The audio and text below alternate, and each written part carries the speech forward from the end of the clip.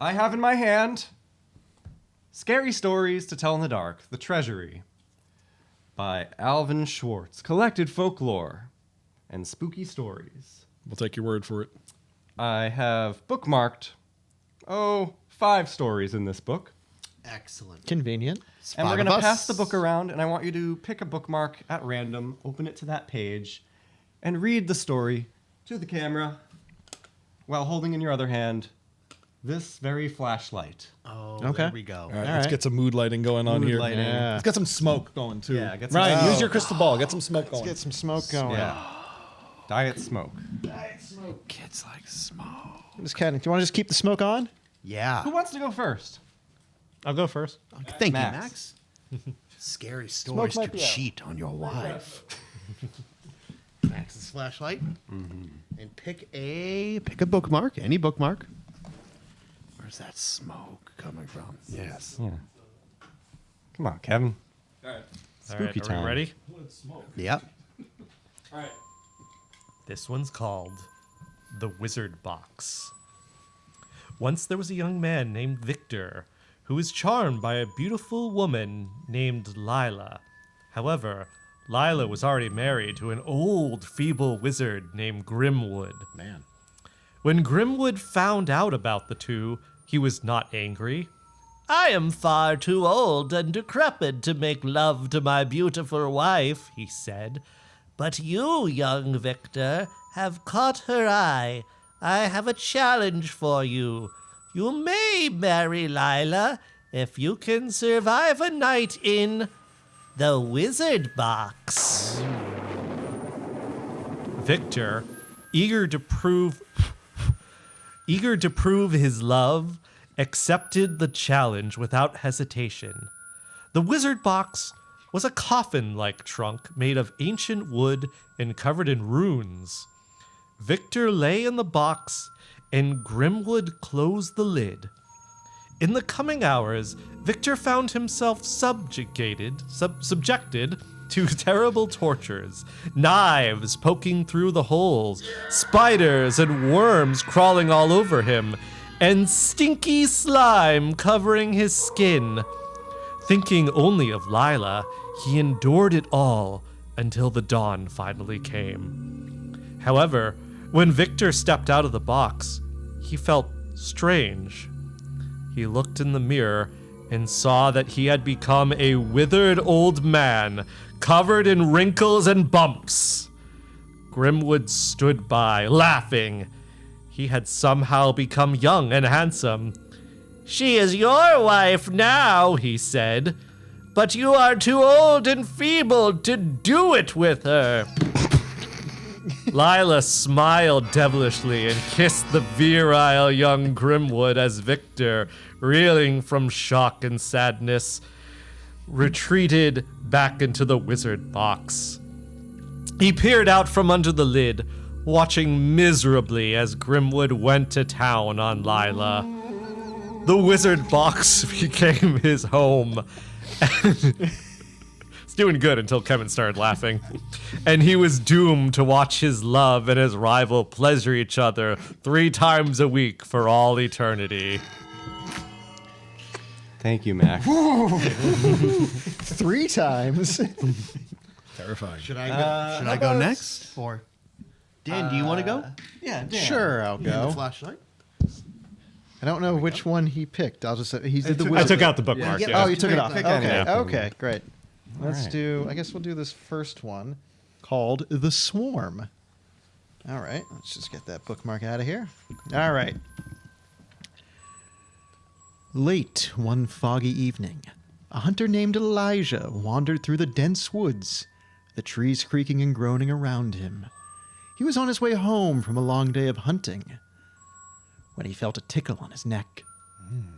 Brushing at it, he expected to find a mosquito, but instead of the buzzing insect, perched on his hand was something very shocking. He was a tiny little man, no bigger than a pebble, with pale skin, bat-like wings, and sharp pointy fangs. It was even wearing a tiny little suit and cape. It looked right up at him with glowing red eyes, and in a high-pitched voice squeaked, "I want to suck your head. Shocked, Elijah didn't think twice. He crushed the tiny thing between his fingers and brushed it off like it was nothing. He chuckled to himself, thinking he must have imagined it, and kept walking. Little did he know, he had made a big mistake.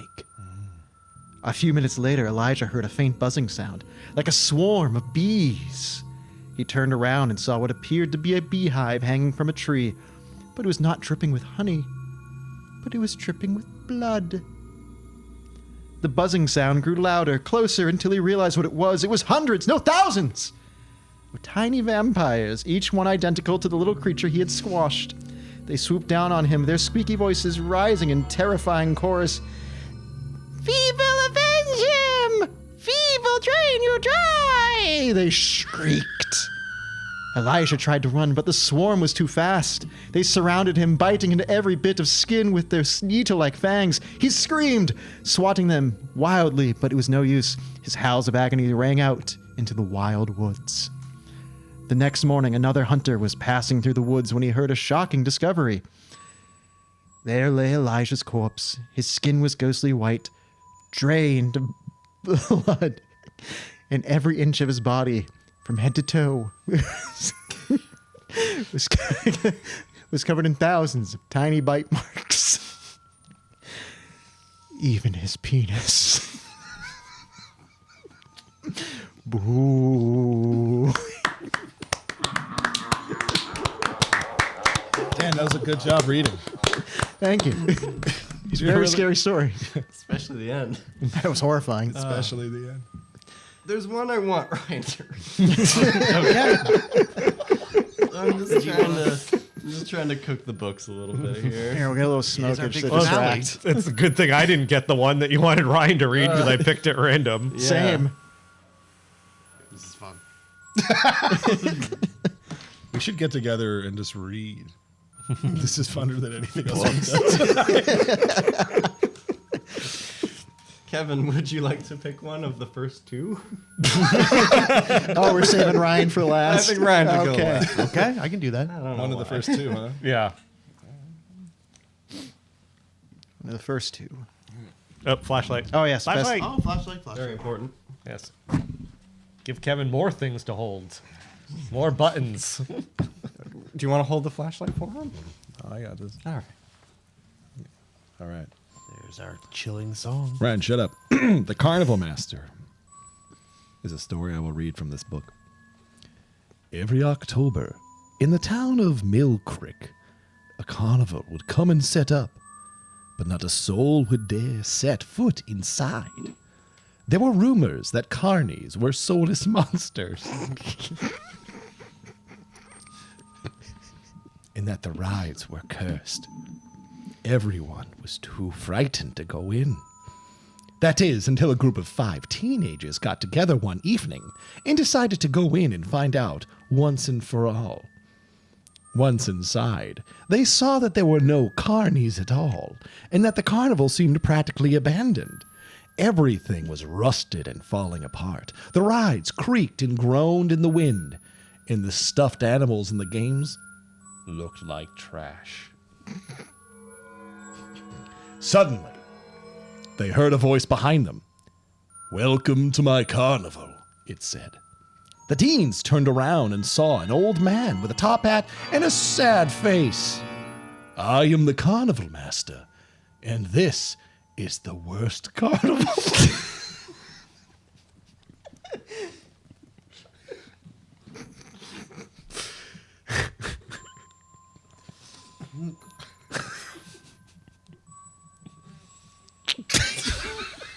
You can do it.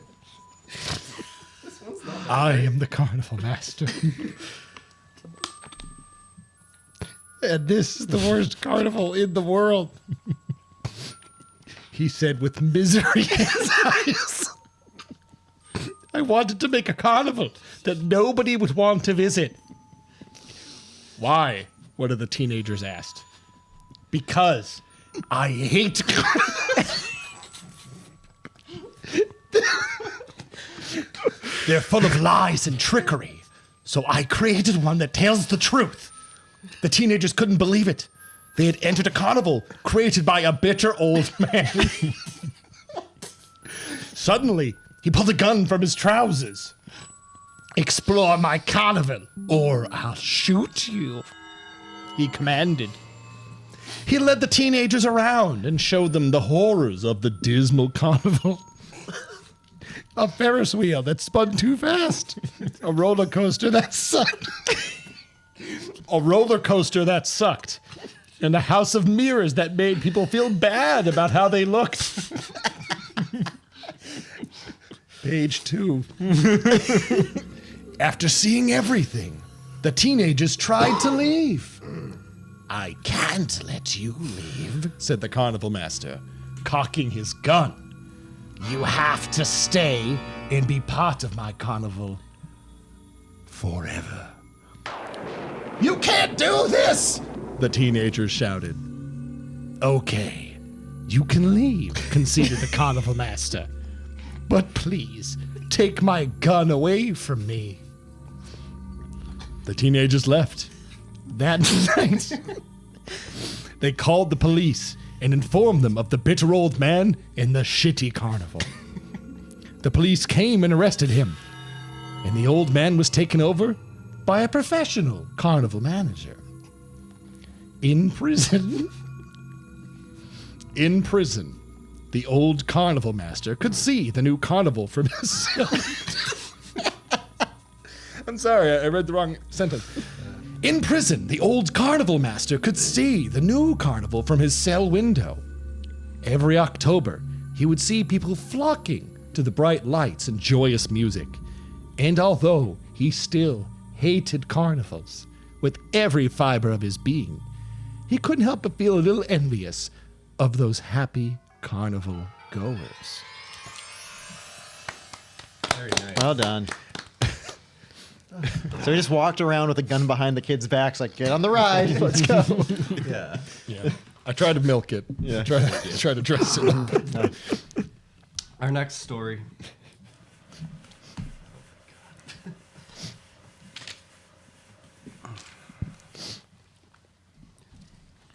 Yeah. Yeah, our next story. Could you play Chilling Song? Yeah, I'll Ghostly play Chilling Song. Yeah. Sure, sure. This song, this one is called. Excuse me. I Ain't No Boney Man.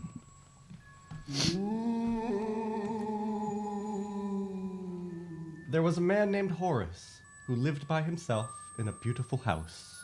He was very vain and loved nothing more than admiring himself in a handheld mirror. He would spend hours gazing at his reflection, preening and posing. But one night, something strange happened. As he was admiring himself, a group of skeletons walked right into his home, one by one. They surrounded him, cackling and snarling, and pointed their bony fingers at him. "You are a bony man," they chanted. "Bony man, bony man, bony man." Horace was taken aback. "I ain't no bony man," he said. But the skeletons wouldn't listen. They pointed at his left leg. And when Horace looked down, he saw that it had turned into a bone. He shrieked in horror and tried to run, but the skeletons wouldn't let him. They pointed at his right leg, and it too had turned into a bone. "I ain't no bony man," Horace howled. But the skeletons just laughed and slapped him in the face. "You're a bony man, bitch," they jeered. Next they pointed at his left arm. He looked at it and saw that it too had become bone. And then his right arm. "I ain't no bony man," he cried. But again they slapped his face with their skeleton hands. Finally, they held up a mirror in front of him, and Horace saw his own reflection. To his horror, his head had become a skull. Any feelings of resistance remaining in Horace had faded. "It appears I am a bony man," he sighed. "A bony man, bitch!" the skeletons cackled. Horace cackled with them. Together, they danced into the night, doing the bony man's jig. Man, your story was much shorter than mine. Yeah, I'm sorry. It's random. Well, here we go. It is time to bring our evening festivities of the to a close. But one more tale of macabre. Yes. Thank you. From the master of horror himself, Ryan Murphy. Ryan Murphy. Thank you. So, is everyone ready? Mm-hmm. All right. Yeah, let's do it. Time to slop the hogs. That's the name of the story?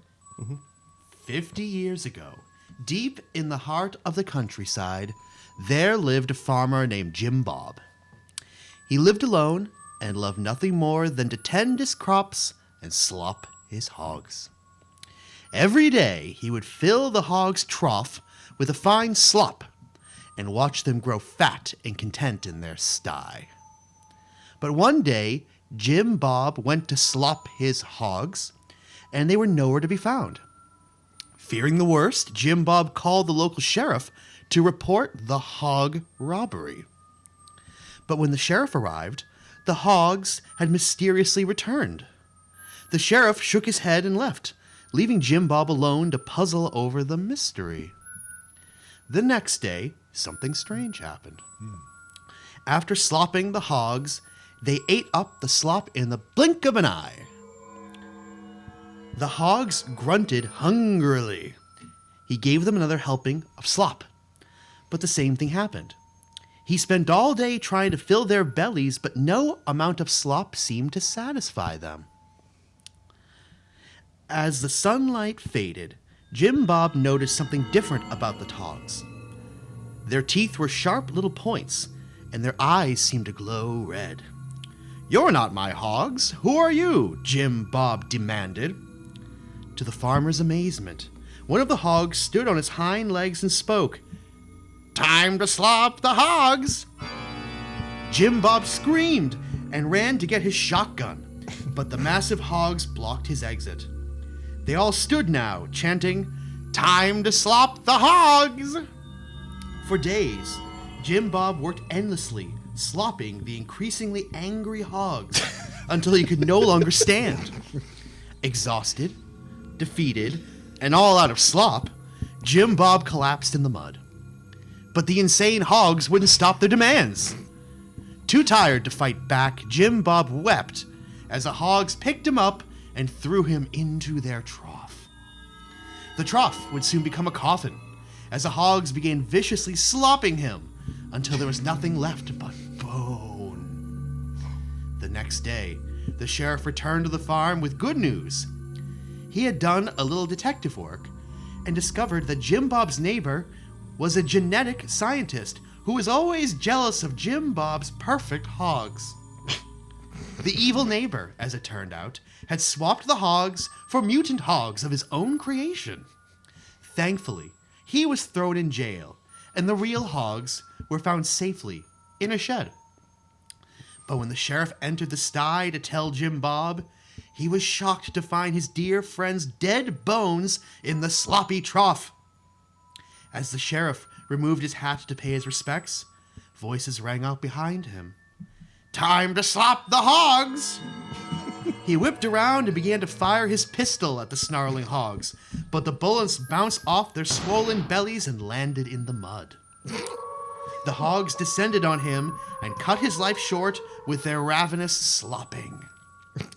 The farm closed down, and the mutant hogs were never seen again. But some say, on a quiet night, you can still hear them grunting and squealing. So never slop your hogs alone, or you might end up in the trough. Whee! Well done. Very good. Thank you. We should do Halloween should be every year.